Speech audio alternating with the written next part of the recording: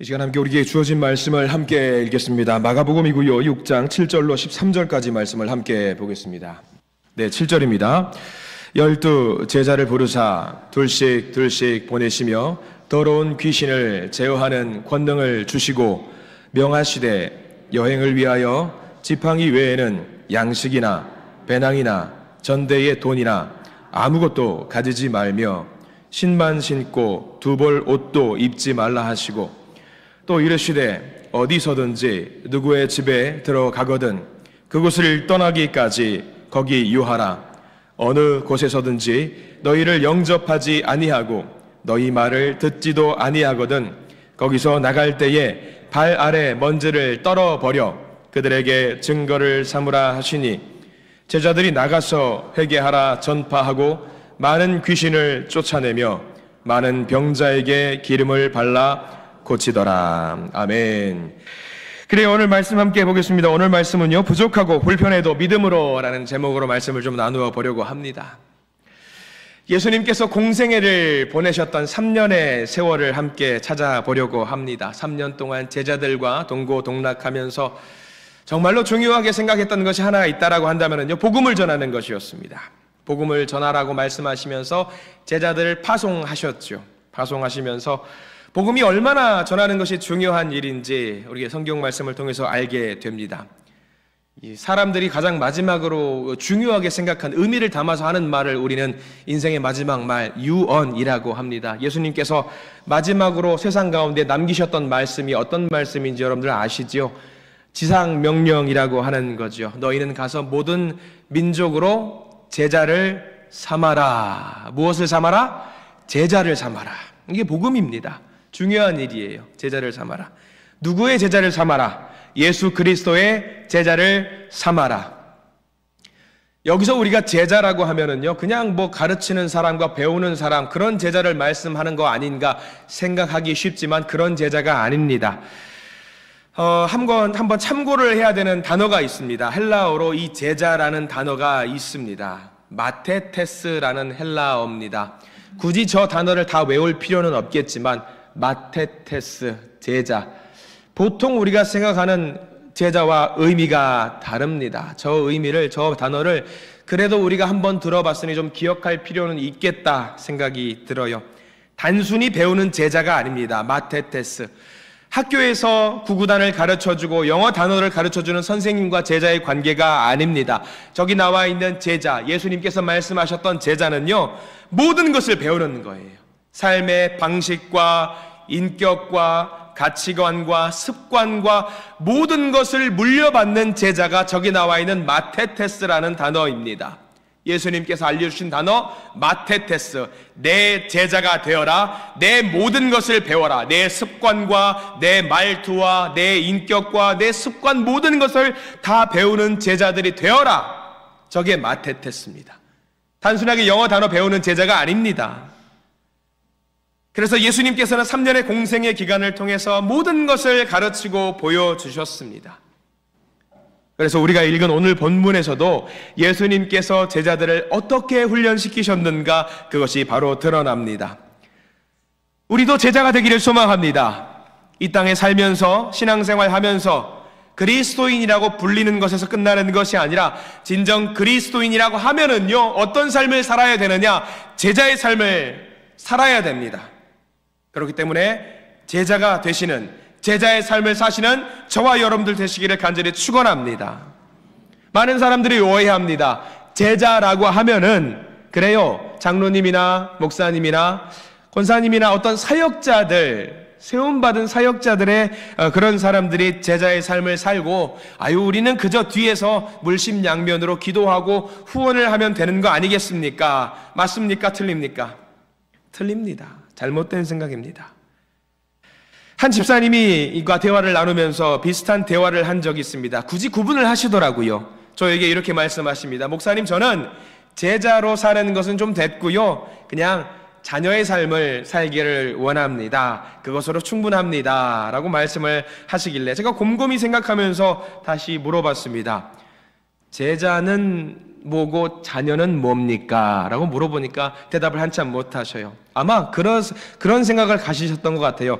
제자는 힘들어 보여요. 힘들어 보여요. 일을 많이 해야 될 것 같아요. 반면에 자녀는 어때요? 쉬울 것 같아요. 얻어먹기만 하면 될 것 같아요. 그래서 정리를 해드렸습니다. 제자와 자녀가 같은 겁니다. 다른 거 아닙니다. 같은 거예요. 성경 말씀을 하나를 오늘 본문 말고 더 보려고 합니다. 화면에 띄워드릴 겁니다. 사도행전 11장 26절 말씀. 같이 한번 읽어볼까요? 시작. 안디옥에 데리고 와서 둘이 교회에 1년간 모여 있어 큰 무리를 가르쳤고 제자들이 안디옥에서 비로소 그리스도인이라 일컬음을 받게 되었더라. 저 말씀 잘 보십시오. 제자가 곧 누굽니까? 그리스도인입니다. 그리스도인이 누구죠? 곧 제자입니다. 그리스도인이 곧 제자입니다. 혹시 여기 계신 분들 중에 나는 그리스도인이 아닙니다 라고 생각하시는 분 손 한번 번쩍 들어주시기 바랍니다. 그분은 스파이입니다. 조심하십시오. 여러분들 모두가 그리스도인입니다. 그러면 그리스도인이면 곧 뭐다? 제자다. 그럼 여러분들은 그리스도인이면서 또 뭐라는 이야기지요? 제자입니다. 모두가 다 제자입니다. 제자예요. 우리들 모두가 다 예수님의 제자입니다. 한 반에 보면은요, 어떤 학생은 공부를 잘하는 학생이 있습니다. 어떤 학생은 운동을 잘하는 학생이 있습니다. 어떤 학생은 사교성이 대단히 좋습니다. 어떤 학생은 밥을 매우 잘 먹는 학생이 있습니다. 어떤 학생은 좀 수줍어하는 학생도 있습니다. 어떤 학생은 금방 상처를 받는 학생도 있습니다. 여러분들은 어떤 학생에 해당됩니까? 선생님이 그 학생들을 칭할 때 뭐라고 칭하지요? 제자라고 칭합니다. 부족해도 제자, 잘나도 제자, 못나도 제자, 모두가 다 제자입니다. 다 제자입니다. 그래서 우리 신앙생활의 목표는요, 우리가 제자인데 제자다움을 회복하는 것이 우리에게 굉장히 중요한 겁니다. 제자다움을 회복하는 것. 예수님께서 가셨던 그 길을 따라가고 예수님의 삶을 내 삶에서 드러나게 하는 것이 제자의 목표입니다. 마테테스의 목표입니다. 제자가 가지고 있는 것, 예수님이 보여주신 모든 것을 보여주는 거예요. 구구단을 가르쳐줬습니다. 이는 이, 이는 사. 그것만 알려주는 것이 제자가 아니라 그것을 가르쳐 주실 때 어떠한 표정으로 가르쳐 주셨고 어떠한 톤으로 가르쳐 주셨고 어떠한 다정한 모습으로 가르쳐 주셨는가, 그건 모든 것을 배우고 몸소 실현하는 것이 제자인 겁니다. 사랑하는 우리 믿음의 한신 성도 여러분, 예수 그리스도의 제자로 살아가시기를 간절히 축원합니다. 간절히 소망합니다. 그래서 오늘 마가복음 6장 7절에서부터 13절까지를 잘 보시면 처음으로 이 제자들이 전도의 사역을, 복음 전도의 사역을 감당하기 위해서 파송을 받는 모습이 기록이 되어 있습니다. 그러면서 어떤 제자가 되어야 되는지 예수님께서 알려주고 계세요. 이 말씀을 통해서 은혜를 누리고 싶습니다. 어떤 모습을 우리가 취해야 되는지 함께 보도록 하실까요? 좋습니다. 첫 번째입니다. 우리가 이 말씀을 한번 화면을 보시고 같이 한번 읽어볼까요? 어떤 제자가 되는지, 어떤 제자가 되어야 되는지. 1번입니다. 같이 한번 읽어보겠습니다. 시작. 복음을 전하는 제자가 되어라. 그겁니다. 복음을 전하는 제자가 되어라. 나의 모습을 드러내는 제자가 아닙니다. 복음을 드러내는 제자가 되어라 라는 이야기입니다. 오늘 말씀 8절과 9절 말씀에는요, 예수님께서 제자들을 파송하시는 모습이 기록이 되어 있어요. 이 파송하는 시점을 한번 우리가 잘 봐야 되는데 굉장히 빠릅니다. 우리가 무엇을 전공을 해서요, 나는 이거 전공자입니다, 당당하게 이것을 보여줄 수 있는 그런 능력자가 되기 위해서 얼마나 걸릴까요? 기타를 하나 배워요. 잘 쳐요. 그래서 난 이거 잘 칩니다. 가르쳐 줄 수 있는 그런 자격이 되기까지는 얼마나 많은 시간이 걸릴까요? 굉장히 많이 걸리겠지요. 저 같은 목사는요, 이렇게 자리에 올라와서 말씀을, 성경을 공부하며 주석을 보면서 가르치고 말씀을 나누기까지 얼마나 걸릴 것 같습니까? 얼마나 걸릴 것? 한번 추측을 한번 해보실래요? 자, 목사 안수를 받기까지 요즘은 좀 달라요. 군종장교라는 자격이 있기 때문에 그건 좀 번외로 하고, 일반적으로 목사님이 되려면 몇 년이나 걸릴까요? 뭐 대충 1년, 2년 공부하면 되겠죠. 자, 신학교 4년, 더하기 잘하십시오. 대학원은 2년에서 3년. 자, 덧셈 몇 년이죠? 6년에서 일단 7년. 뭐 길게 보시죠. 7년. 자, 그리고 뭐 인턴 교육이라는 게 있습니다. 2년에서 3년입니다. 자, 그리고 목사고시를 보기 위해서 또 2년, 3년 걸려요. 다 더하셨죠? 몇 년이에요? 10년을 넘어야 됩니다. 13년, 감사합니다. 길게 잡아도 13년, 짧게 잡아도 10년. 군종장교 같은 경우는 좀 빨리 받아요. 군복 목사님이 되게 군대를 파견해야 되기 때문에 7년 걸립니다. 못해도 7년, 길게는 10몇 년 걸립니다. 그래야지 교단에서 겨우 인정해주는 삼위일체 하나님의 이름으로 축복하는 축복권을 겨우 받게 됩니다. 그 자리에 올라가서 삼위일체 하나님을 축복할 수 있을까요? 없을까요? 성부, 성자 이렇게 돼요. 이게 말 나오기까지가. 실질적인 교역자의 생활을 하고 한 교회 담임 목사가 되기 위해서 걸리는 시간은 몇 년이 걸릴까요? 제가 여러분들과 담임 목사가 되기 위해서 만나는데 걸리는 시간 몇 년이 걸렸을까요? 15년. 좋습니다. 좋습니다. 저는 여러분들과 만나기 위해서 신학교육을 26년 받았습니다. 26년간 공부를 하고 사역자의 생활을 하는 가운데 26년 만에 겨우 여러분들과 만나서 이렇게 신앙생활을 하게 된 겁니다. 물론 저는 좀 오래 걸렸어요. 왜? 공부를 못했거든요. 그렇다고 해서 제가 이 자리에서 말씀을 전하는 것이 완벽하냐? 아닙니다. 여전히 저는 공부를 하고 있습니다. 여러분들 새벽 예배 시간에 우리가 시편 말씀을 한 장씩 묵상을 하고 있지요. 저는 시편 말씀을 볼 때마다 늘 제 주변에 있는 지인들에게 말합니다. 여러분 시편 굉장히 은혜로운 말씀들이 많이 담겨 있지요.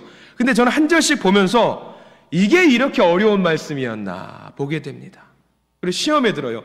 야, 주님 제가 뭘 공부했지요? 라고 생각하면서 더 열심히 공부해야 된다는 것을 스스로 깨닫고 알게 됩니다. 몇 년이요? 26년 걸렸습니다. 근데 오늘 말씀 보세요. 제자가 되어서 파송을 받아서 말씀 복음을 전하는데 몇 년이 걸렸을까요? 1년. 1년 만에 이 제자들은 파송을 받아서 복음을 전하게 된 겁니다. 우리 6절 말씀 잠깐 볼까요? 우리 6절 말씀, 오늘 읽었던 본문 마가복음 6장 6절 말씀에 보면은요, 중간 이후에 새로운 표제요, 12제자를 부르사 둘씩 보내시다. 다음 말씀을 같이 한번 읽어볼게요. 시작. 이에 모든 촌에 두루 다니시며 가르치시더라. 예수님께서 먼저 가르치시는 것을 보여주셨습니다. 누구와 함께 다니셨을까? 제자들과 함께 당연히 다니셨을겠죠. 복음을 전하는 모습을 몸소 보여주셨습니다. 내가 이렇게 하니까 너희들 따라서 해봐라. 내가 이런 말을 전하니까 너희들 따라서 해봐라. 몸소 보여주셨던 겁니다. 1년 동안 부지런히 가르쳐 주셨습니다. 농축된 것들을 알려주셨겠지요. 그리고 그 1년 동안의 과정을 마치고 나서 제자들에게 하신 명령이 무엇일까? 아마 여기 나와 있지는 않지만 어떤 명령인지 우리는 알 수 있습니다. 지상명령이었겠죠. 마태복음 28장 19절 말씀이에요. 화면으로 띄워드릴 겁니다. 같이 한번 마태복음 28장 19절 읽겠습니다. 시작. 그러므로 너희는 가서 모든 민족을 제자로 삼아 아버지와 아들과 성령의 이름으로 세례를 주라. 아멘. 저 말씀을 하셨을 겁니다. 복음을 전하라는 거였지요. 제자를 삼으라는 말씀이었지요. 복음을 전하고 제자를 삼는 일이 무엇보다 중요한 것을 아셨기에 1년 동안 몸소 모든 것을 보여주시고 실습시키시고 이제 파송을 시키신 겁니다. 복음, 주님이 나의 구원자시고 나의 인도자심을, 주인 되심을 인정하게 하고 그것을 전하게 하는 거죠. 그것을 전하는 것이 무엇보다 중요한 것입니다. 여러분들은 어떠십니까? 여러분들도 제자라고 말씀을 드렸습니다. 그러니까 제자가 해야 되는 게 뭡니까? 저 복음을 세상에 전하는 겁니다. 전하십니까? 전하고 계십니까? 지난 한 주간 살면서 나는 한 번이라도 예수의 이름을 누군가에게 전해본 적이 있다. 제가 지금 가서 안아드리겠습니다. 그게 그렇게 어려운 일인가 봐요. 세상 가운데 나는 제자입니다, 자녀라고 말을 하면서 그것을 전하는 게 중요하다는 걸 아는데 전하는 것이 그렇게 어려운 일인가 봅니다. 큰 병에 걸리신 분이 계셨습니다. 심각한 병이었습니다. 나을 기미가 보이지 않은 분이었습니다. 그런데 병원을 전전하시다가 한 병원에서 처방한 약을 받고 그 약을 먹었습니다. 그랬더니 그 약을 먹고 호전되었습니다. 나아졌습니다. 오랜만에 교회에 나오셨습니다. 너무 나아지신 그 모습을 보면서 아이고 집사님 감사합니다. 다 나으셨어요. 네 목사님 다 나았습니다. 아, 행복하시겠습니다. 너무 좋아요. 제가 이 병 때문에 많이 고생했는데 주변에 이런 병이 있는 사람이 있으면 저에게 알려주십시오. 왜요? 그 병원에 가서 처방받은 약이 정말 기가 막히게 잘 들어서 모든 사람을 낫게 할 수 있을 것 같아요. 나 자랑할 수 있습니다. 당당하게 이야기할 수 있을 것 같습니다. 많은 사람들에게 전할 수 있을 것 같습니다. 굉장히 행복한 표정으로 그 이야기를 하시면서 정말 그 병원 광고 홍보 모델이라도 되실 것처럼 다 알려주시는 겁니다. 마찬가지일 겁니다. 내가 어떤 행복한 것을 경험하면은요, 시키지 않더라도 알고 싶지 않은 내용까지 다 알려주고 싶을 겁니다. 우리 성도님들도 가끔 제게 틈틈이 하시는 말씀이 있습니다. 목사님, 말씀하시니까요, 목 관리 잘 하셔야 합니다. 목에 좋은 것이 이런저런 것들이 있습니다. 먹어보니 정말 좋더라고요. 제가 경험해보니 이거 좋더라고요. 늘 저에게 말씀을 해주십니다. 좋은 것이 있으면 그렇게 공유하고 나누는 것이 우리가 일반적으로 하는 우리의 삶 아닙니까? 마찬가지입니다. 복음, 제자된 삶, 좋은 거예요? 안 좋은 거예요? 좋은 거잖아요. 그러면 어때요? 기쁘잖아요. 뭘 해야 되겠어요? 전해야지요. 우리는 전해야 합니다. 물이 흐르지 않으면 썩습니다. 복음도 마찬가지입니다. 흘러가야 합니다. 내게 들어온 복음이 전해지도록 우리는 흘려보내야 합니다. 그것이 제자들이 해야 되는 당연한 도리입니다. 오늘 제자들에게 복음을 전하는 것이 무엇보다 중요한 것임을 알려주신 것처럼 우리 모든 믿음의 성도님들도 우리에게 주어진 그 복음이 전해지도록 노력하시는 우리 믿음의 제자들 되시기를 간절히 축원합니다. 복음을 전하는 제자가 되어라. 이게 첫 번째입니다. 두 번째입니다. 이것부터가 우리가 굉장히 중요합니다. 2번 함께 읽겠습니다. 시작. 우리의 삶을 책임지시는 하나님을 믿는 제자가 되어라. 이겁니다. 하나님을 믿는 제자가 되어라. 자, 우리 성경 말씀 다시 한번 찾아보겠습니다. 8절과 9절 말씀을 우리 성경책을 보시고 다시 한번 읽어보기를 원합니다. 8절과 9절 말씀 시작. 여행을 위하여 지팡이 외에는 양식이나 배낭이나 전대의 돈이나 아무것도 가지지 말며 신만 신고 두 벌 옷도 입지 말라 하시고. 자, 복음을 전하러 파송을 하시면서 예수님께서 좀 이상한 주문을 하고 계십니다. 그렇게나 중요한 전도 여행을 가야 돼요. 여행입니다. 나름 여행이에요. 그러면 여러분들 어떻게 준비하시겠습니까? 동남아로 여행이라도 갈라치면 여러분들을 준비하면 뭘 준비하세요? 트렁크를 여시고 가방을 여시고 옷 몇 벌 그리고 뭐 치약 칫솔도 챙길 수 있을 것이고요. 여러 가지 도구들 또 상비약들 챙기고 여러 가지 뭐 물건들을 챙기실 겁니다. 만반의 준비를 하시겠지요. 이들도 마찬가지였겠죠. 전도 여행을 가기 위해서는 복음 전하는 거 말고 다른 것들은 일절 신경을 쓰지 않기 위해서 많은 것들을 싸가지고 갈 겁니다. 옷도 여유 있게 여비도 두둑히 좀 챙기면서 갈 겁니다. 근데 오늘 주님께서 제자들에게 주신 명령은 당황스럽습니다. 어떤 것만 갖고 가라. 가지고 가지 말라는 게 아니에요. 딱 하나 가지고 가는 게 있어요. 뭐 가지고 가라고? 지팡이 하나만 들고 가랍니다. 이게 무슨 말입니까? 지팡이. 아니, 복음 전하다 보면 흥분해가지고 땀도 흘리다 보면 몸에 땀이 쩔어가지고 그 쩐내가 날 텐데 그런 불편한 마음으로 어떻게 복음을 전합니까? 옷도 좀 여유 있게 가지고 가서 전해야 되는 거 아니겠습니까? 무슨 소리? 지팡이만 들고 가라 라고 말씀하세요. 다른 거 가져가기만 해봐. 나가기 전에 나한테 검수 받고 나가. 지팡이 하나만 들고 나가는 거예요. 이건 뭘 말하는 줄 아세요? 하나님이 너의 삶의 책임자시고 너의 삶의 모든 것을 준비해 주신다는 것을 믿고 나가라는 것을 알려주시는 겁니다. 굉장히 중요한 말이에요. 아니, 어떻게 지팡이 하나만 들고 나갑니까? 우리 보고 이렇게 말씀하시면은 아니, 우리는 따질 거예요. 아이, 주님 요즘 물가 아세요? 요즘 국밥이라도 먹으려 치면 얼마인 줄 아세요? 버스 요금은 얼마인 줄 아세요? 따질 겁니다. 아니, 이렇게 더운 무더위 속에 땀 흘리면 어떻게 일합니까? 주님, 따질 수 있을 겁니다. 그런데 주님께서 지팡이 하나 딸랑 들고 가라는 이유, 주님께서 책임자시다. 주님께서 지키신다. 주님께서 인도하신다. 다른 거 아무것도 신경 쓰지 말고 그냥 제자만 되라. 제자의 삶을 살아라. 근데 주님께서 아무것도 안 주셨을까요? 아니요. 엄청난 것을 주셨습니다. 우리는 머릿속으로 생각하죠. 지팡이만 집중합니다. 왜? 내 손에 쥐어진 것만 생각해요. 지팡이만 생각합니다. 근데 그게 아닙니다. 6장 7절 말씀 한번 보실래요? 놀라운 것을 주셨어요. 이미 주셨습니다. 7절 말씀 같이 읽겠습니다. 시작. 12 제자를 부르사 둘씩 보내시며 더러운 귀신을 제어하는 권능을 주시고, 뭘 주셨다고요? 귀신을 제어하는 권능을 주셨어요. 거기 펜 있으신 분들 반드시 표시를 좀 해두시기 바랍니다. 권능을 주셨어요. 권세를 주셨어요. 지팡이 말고 이미 주셨습니다. 귀신을 제어할 수 있는 권능, 여러분들 어떻습니까? 부러워요, 안 부러워요? 엄청 부럽죠? 나도 갖고 싶죠? 재능 갖고 싶지 않으세요? 이 재능 있으신 분 손 한번 들어보십시오. 큰일 났네요. 왜냐하면 여러분들 모르셔서 제가 드리는 말씀인데요, 제자들에게는요 이미 다 주셨어요. 여러분들 다 갖고 계세요. 여러분들 제자예요, 아니에요? 자, 제자면은 아멘, 제자가 아니면 노멘. 시작. 그러면 갖고 계세요. 이미 권능을 주셨다고 주님께서 말씀을 해 주셨습니다. 제자들 몇 년간 수련 받았다고 아까 말씀드렸죠? 1년이요. 뭐 이거는 플러스 마이너스가 있겠지만 1년이요. 여러분 몇 년간 수련 받으셨습니까? 난 신앙생활 한 지 1년밖에 안 됐다 생각하신 분은 그분들한테 제가 말 안 할게요.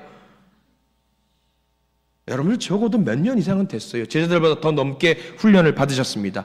적어도 제자들보다 능력이 더 뛰어나다 덜하다? 제가 감히 단언컨대 여러분들이 여기 나와 있는 12제자보다는 더 뛰어난 능력을 갖고 계신 제자들입니다. 그러면은 귀신을 쫓는 권능이 있다 없다? 있다. 믿으시기 바랍니다. 여러분들 있습니다. 있어요. 10년, 20년 수련받은 제자들 아닙니다. 1년밖에 훈련받지 못했지만 이 제자들은 이미 귀신을 쫓는 권능을 주셨습니다. 지팡이는 옵션이에요. 옵션이에요. 여러분들. 이미 받았습니다. 그러니까 세상의 것들을 의심하지 말고 공급자가 주님이시라는 걸 믿고 권능이 있으니까 세상에 담대하게 나가서 복음을 전하라. 그렇게 명령하신 겁니다. 많은 성도들이 분명히 나는 제자라고 고백을 해요. 주님께서 내 삶을 책임지십니다. 아멘, 할렐루야 하는데 그 믿음이 흔들리는 사람들이 많다라고 하는 것이 문제입니다. 예수님이 나를 지키시는 것이 아니라 세상의 돈이 나를 지키고 세상의 권세가 나를 지킨다라고 믿는 사람들이 너무나도 많이 있습니다. 여러분, 우리의 진짜 보호자는요 하나님뿐이라는 것을 모두 믿으시기 바랍니다. 개인 사업을 하는 한 분 집사님이 계셨습니다. IMF 사업 때에 그 회사의 세가 많이 힘들어서 많이 고민을 하셨다라고 그래요. 접을까 말까 고민을 많이 하고 있었다고 합니다. 이웃에 있는 주변 사업체들은 다들 접고 있어서 자긴도 버티기가 너무 어려울 것 같다라고 생각을 하면서 직원이 한 10명 정도 있는 작은 사업체였습니다. 한 명씩 불렀습니다. 요만조만해서 내가 사업을 접어야 될 것 같다. 당신들 월급 주기 어려우니 우리가 좀 접어야 될 것 같아. 미안하다. 자기 살 길들은 앞으로 잘 좀 알아보셨으면 좋겠다라고 했다라고 합니다. 근데 직원들이 의기투합했습니다. 사장님, 우리 월급 받지 않아도 됩니다. 보수를 받지 않아도 되오니 몇 개월이 될지 모르니 우리가 함께 의기투합해서 이 어려운 때를 잘 이겨나갔으면 좋겠습니다. 나중에 사업이 좀 괜찮아지면 그때 조금 더 챙겨주시면 되지 않겠습니까? 눈물을 흘리면서 서로 손잡고 그 사업체를 꾸려나갔다라고 합니다. 그 사장님은 용기를 얻어서 발품을 팔아가면서 열심히 영업을 하셨고요. 그 IMF 위기를 잘 이겨냈다라고 해요. 근데 기도를 많이 하셨다고 합니다. 하나님, 제가 먹여 살려야 될 식솔이 여기 있는 10명뿐이 아닙니다. 그 가족 구성원들이 있지 않습니까? 그 자녀들도 있지 않습니까? 제가 그들을 굶어 죽일 수는 없습니다. 주님, 저들이 먹고 살게 해주시고 우리 사업체도 흥하지는 않더라도 현상 유지라도 될 수 있게 도와주세요라고 하면서 그 사업체를 겨우겨우 아둥바둥 끌고 나가셨다라고 합니다. 근데 신기하게도 그 기도를 드리시고 하시고 난 다음에 정산을 해야 되는 한 달의 마지막 날에는 기가 막히게 직원들의 월급을 한 명도 놓치지 않고 다 챙겨줄 수 있었다라고 해요. 그 사업체도 신기하게 아둥바둥 이윤이 남지는 않아요. 아둥바둥 꾸려나갈 수 있었다라고 합니다. 하나님 감사합니다 하면서 그 사업체를 꾸려나갔다라고 해요. 근데 그렇게 월급 다 챙겨놓고 보니까 정작 자기에게는 들어올 수 있는 수익이 없어요. 집에 가니까 아내가 타박을 합니다. 아내가 권사님이셨는데 당신은 직원들 챙기는 거 좋다. 훌륭한 사장님이다. 근데 우리 집 쌀 떨어지는 건 알고 있느냐라고 하면서 타박을 했다라고 합니다. 속상해요. 기도하는 대로 하나님이 들어주셨는데 근데 기도를 또 하다 보니까 막상 생각이 나더라는 거예요. 아, 내가 기도를 할 때에 직원들을 위한 기도와 사업체를 위한 기도를 했는데 누구를 위한 기도는 안 했어요. 자기 집을 위한 기도는 안 했던 겁니다. 자기 집을 위한 기도. 그래서 지금부터는 기도의 제목을 바꿨답니다. 내 기도는 안 했구나. 기가 막히시네. 하나님, 기가 막히게 기도 한 대로만 들어주십니까? 기도를 바꾸겠습니다. 주님, 직원들 잘 먹고 잘 살게 해주시고 우리 사업체도 잘 꾸려나가게 해주시고요. 하나님, 솔직히 서운한데 하나만 더 기도하겠습니다. 우리 가정도 인도해 주시고 지켜주시고 무엇보다 주님, 마누라가 바가지 덜 긁게 해주세요. 그랬더니 기가 막히게 덜 긁더랍니다. 하나님께 맡기면 된다라는 거예요. 하나님께 맡기면 기도한 대로 하나님이 들어주시더라는 거죠. 여러분들 이런 간증들이 그런 집사님이나 권사님들만 계실까요? 여러분들 다 있지 않겠습니까? 다 있습니다. 가슴속으로 꼭 담아두고 있는 하나님과 나와의 그 사랑의 어떤 고백들이 다 있으실 겁니다. 오늘 마태복음 6장 26절 오늘 본문 말고요. 이런 말씀 여러분들이 애정하시는 말씀이 하나 더 있을 겁니다. 마태복음 6장 26절 같이 한번 읽어볼까요? 시작. 공중의 새를 보라. 심지도 않고 거두지도 않고 창고에 모아들이지도 아니하되 너희 하늘 아버지께서 기르시나니 너희는 이것들보다 귀하지 아니하냐. 할렐루야. 저 말씀이 얼마나 소중한 말씀이에요. 우리를 지키신다. 아무것도 챙기지 말고 그냥 몸만 가도 된다라는 말씀이 저기 담겨 있습니다. 하나님께서 저런 들풀, 어떤 동물들, 새들보다 귀하지 아니하냐. 너희들 챙기지 아니하냐. 그냥 지팡이 하나만 갖고 가도 먹여 살려주실 것이다 라는 하나님의 말씀입니다. 기도하면서 여러분들의 모든 것을 맡기시기 바랍니다. 하나님께서는 반드시 지켜주시는 분이십니다. 우리 삶의 책임자가, 인도자가 주님이시라는 사실을 반드시 믿으시기를 간절히 축원합니다. 하나만 더 볼까요? 세 번째입니다. 부족하고 불편해도 믿음으로 이기는 제자가 되기를 소망했습니다. 우리 3번 같이 한번 읽어볼까요? 시작. 부족하고 불편해도 믿음으로 이기는 제자. 아멘. 부족하고 불편해도 믿음으로 이기는 제자입니다. 오늘 본문 봅니다. 6장 10절 말씀을 같이 한번 읽어보겠습니다. 자, 10절 말씀을 같이 한번 읽어봅니다. 시작. 또 이르시되 어디서든지 누구의 집에 들어가거든 그곳을 떠나기까지 거기 유하라. 아멘. 히브리인들의 전통은요, 오는 손님을 귀하게 대접해야 합니다. 그건 규례대로, 전통으로, 법으로 규정이 된 의무 사항입니다. 그런데 그렇게 신세를 지내다 보면은요, 불편한 점이 한두 가지가 아닐 겁니다. 공짜로 살고 있기 때문에 서로 불편한 것들이 있겠지요. 그렇게 신세를 지내다 보면은 그 집주인과 사이가 안 좋아질 수도 있습니다. 그럼에도 불구하고 제자들은 그 집에 머물면서 그 집을 위해서 축복하고 평안을 빌어줘야 된다라는 말씀입니다. 불편하더라도, 부족하더라도 그 집을 위해서 축복하고, 불편하더라도, 물건이 부족하더라도 사역을 감당해라 그 말이지요. 예전에 청소년들을 데리고 수련회를 간 적이 있습니다. 3박 4일에 은혜로운 수련회를 잘 마치고 행복하고 기쁜 마음으로 다시 교회로, 일상으로 복귀를 했습니다. 근데 그 주일에 예배를 드리고 예배가 끝나고 나서 학생들, 자치기구였어요. 학생회에서 따로 통지를 하지 않고 자기들이 알아서 꾸려나가는 자치기구입니다. 근데 자기들이 뭔가 종이를 나눠가면서 뭔가 막 문서에다 적고 있는 겁니다. 야, 니들 뭐하냐? 그때 전도사 시절이었으니까요. 전도사님, 수련회 평가서를 작성하고 있어요. 작성하고 좋은 일이지요. 좋은 피드백을 해서 다음 수련회 때는 더 알차고 좋은 프로그램을 만드는 것, 훌륭한 일입니다. 근데 그 문서를 야 나도 좀 잠깐 좀 보자 해가지고 보는데 끝자락에 있는 문구가 저를 피식 웃게 만들었습니다. 뭐라고 적혀 있었냐? 식사는 맛이 있었습니까? 1, 2, 3, 4, 5번. 맛이 있었으면 5번, 맛없으면 1번. 봤어요. 어떤 애들은 3번, 어떤 애들은 2번. 참 웃었습니다. 또 그 다음 항목이 그거 있습니다. 잠자리는 편했습니까? 1, 2, 3, 4, 5번. 수련시설, 세면시설은 좋았습니까? 1, 2, 3, 4, 5번. 그래서 물어봤습니다. 야, 이 항목 누가 적었냐? 임원단이 적었습니다. 임원단 다 모이라고 그래. 다 모여서 딱 서 있어요. 5명 아이들 서 있으니까 야, 니들 수련회 갔다 오지 않았냐? 네, 그렇죠. 수련회 갔다 왔죠. 놀러 갔냐? 쉬러 갔냐? 어디 뭐 5성급 호텔에서 묵기를 원했냐? 아니면 연예인이라도 불러주랴? 애들한테 수련의 의미를 다시 알려줬습니다. 부족해도 불편해도 은혜 받을 수 있는 것이 수련회이기 때문에 수련회인 거지, 너희들이 수련회를 진짜로 누리고 가고 싶었으면은 야 너희들한테 회비 50만 원씩 걷어가지고 동남아 여행을 갔지. 그거예요. 그겁니다. 요즘 많은 성도들이 신앙생활 하는 사람들이요, 편하게 신앙생활 하려는 분들이 많이 있습니다.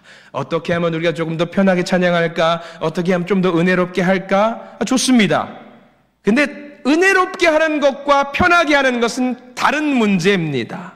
이왕지사 편하게 예배드리고 찬양하는 거 좋죠. 근데 덕이 될 수 있다면, 더 은혜가 될 수 있다면, 성령 충만할 수 있다면요, 부족하고 불편한 것은 기꺼이 믿음으로 참아내야 된다는 사실입니다. 여러분들 전도라는 게 얼마나 불편한 줄 아십니까? 사람들의 따가운 시선도 이겨내야 됩니다. 시간을 애써내야 됩니다. 사람들 만나면은요, 불편한 마음이 있어도 어떻게 해야 돼요? 웃는 표정을 지어야 돼요. 내가 분명히 오늘 집에서 나오기 전에 아들, 딸과 싸웠어요. 표정을 울그락불그락인데 성도들 만나면 예수 믿으세요 해야 되니까 표정을 어떻게 해야 돼요? 하관은 울고 있는데 여기는 웃고 있어야 돼. 여러분 한번 해보실래요? 이렇게 표정? 해야 됩니다. 불편을 감수하고 복음을 전하기 위해서 해야 됩니다. 식당 봉사 뭐하러 합니까? 그냥 뷔페 불러가지고 맛있는 거 먹지요. 근데 기꺼이 그렇게 불편함을 감수하고 합니다. 왜? 그를 통해서 누릴 수 있는 은혜와 어떤 하늘의 복이 있기 때문이지요. 여러분들 찬양단 앞에서 우리 찬양합니다. 찬양단 잘해요 못해요? 솔직히 말하지 마세요. 주중에 매일 유튜브로 찬양의 영상을 들으면은요, 아주 화려하고 대단한 실력자들이 찬양하는 것을 화면으로 계속 보고 있습니다. 우와 하면서 나도 저렇게 한번 해봐야지, 저거 따라서 그대로 와서 해봐야지, 우리 찬양단한테 적용하면 될까요? 안 될까요? 안 돼요. 안 됩니다. 부족합니다. 그러면 듣고 있으면 불편할 수도 있습니다. 만족할 수 없습니다. 그러나 우리가 그 찬양을 함께 누리는 게 뭡니까? 부족하고 불편하지만 그 가운데 누릴 수 있는 은혜가 있기 때문에 함께 하는 거 아니겠습니까? 불편함과 부족함, 믿음으로 이겨내면 됩니다. 여러분들 이 순간에, 지금 이 자리에서 제가 여러분들 불편하지만 은혜를 누릴 수 있는 방법을 저한테 5분만 주시면 대번에 알 수 있게 됩니다. 20년 전, 30년 전에 우리가 안에 이 성전에서 예배드릴 때 에어컨이 있었습니까? 없었습니까? 옛날에. 없었어요. 근데 땀 삐질삐질 흘려가면서 예배드릴 때 은혜 있었어요? 없었어요? 일단은 여러분들 있었다라고 아멘으로 화답하시는 게 다음 스토리 전개가 편합니다. 있었습니다. 여러분들 지금 에어컨 꺼볼까요? 안 되죠. 한 5분만 끄면은요 바로 대번에 더워져요. 그러면 여러분 땀이 나면은요 몸이 약간 흥분되면서 어떤 효과가 있냐? 성령 충만하게 됩니다. 할 수 있어요. 근데 우리가 불편하고 부족해도 믿음으로 나아갔을 때 이 은혜를 누린 시절이 분명히 있었어요. 그 옛날 이런 음향시설 없이, 이 마이크 이거 없이 고래고래 소리를 질러갔을 때, 목이 쉬어가느라 소리를 질렀을 때에 성령 받고 눈물 흘려가면서 기도했던 시절이 있다라는 사실 여러분들 알고 계시잖아요. 불편하고 부족해도 은혜를 누릴 수 있다라는 겁니다. 제자들도 마찬가지였어요. 이 불편하고 부족함 가운데서도 은혜를 누렸다라는 말씀이 12절과 13절 말씀에 나와 있어요. 우리 성경 말씀 밑줄 그어가면서 한번 읽어보길 원합니다. 마가복음 6장 12절 13절 말씀을 우리 같이 한 목소리로 읽겠습니다. 시작. 제자들이 나가서 회개하라 전파하고 많은 병자에게 기름을 발라 고치더라. 할렐루야. 지팡이 하나 들고 갔어요. 부족하고 불편했습니다. 작고 나약했습니다. 그러나 지팡이 하나 들고 가고 믿음으로 나아갔더니 많은 사람들이 회개하고 병든 자를 고치고 귀신을 물러나게 만드는 놀라운 역사가 있었다라는 사실이 1년밖에 안 된 제자들 마테테스에게 누렸던 하나님이 주신 큰 은혜입니다. 부족하지만 나약했지만 믿음으로 나아가서 복음을 증거했더니 그 믿음을 넘어가서 뭐가 됐냐면 확신이 되어버렸습니다. 이 확신이 저와 여러분들의 있기를 간절히 축원합니다. 여러분들 한번 언제부터 예수님의 제자가 된 것 같습니까? 과거를 한번 거슬러 보세요. 언제 내가 예수님의 제자가 되었다, 그 사랑을 내 마음속에 새기고 내 마음속에 우리 주님을 모셨다 생각해 보십시오. 아마 내가 믿는 순간, 믿겠다고 고백하는 그 순간, 근데 그 시작의 순간, 나 제자가 되겠습니다 시작한 그 순간 완벽하셨습니까? 아니요. 많이 부족했습니다. 많이 나약했습니다. 그럼에도 불구하고 뭐였냐면 그 시작 순간부터 제자였습니다. 제자. 이제 시작한 부족한 나의 제자. 그런 제자에게 주님께서 바라시는 것 딱 하나, 믿는 겁니다. 부족해도 믿는 겁니다. 그리고 예수님의 모습을 마테테스가 되어서 따라가는 것, 닮아가는 겁니다. 불편할 겁니다. 부족할 겁니다. 내 것을 내려놓아야 되고 힘들어도 참아야 되고 그렇지만 열심히 해야 되고, 그러나 그 위에 하나님의 은혜가 있다라는 사실을 믿으시기 바랍니다. 포기해야 될 건 많습니다. 근데 포기하면은 우리에게 주시는 것이 더 많습니다. 제자를 보내실 때 그냥 보내시지 않으시고 귀신을 제어하는 능력과 병을 고칠 수 있는 권세를 주셨습니다. 그렇기 때문에 우리가 이 땅 살면서 이 세상에서 직면하는 문제에 좌절하지 마십시오. 옷 두 벌도 아니고 돈도 가지고 가지 말고 예수님께서는 그냥 지팡이 하나 들고 가라고 하셨습니다. 왜? 주님께서 우리와 함께 하실 것이기 때문입니다. 부족해도 제자, 불편해도 제자입니다. 세상 일에 좌지우지 되지 마시고 우리를 제자로 삼아주셨던 예수님의 말씀을 따라서 한 걸음 한 걸음 내디디시는 우리 믿음의 제자들이 되시기를 간절히 축원합니다. 기도하겠습니다.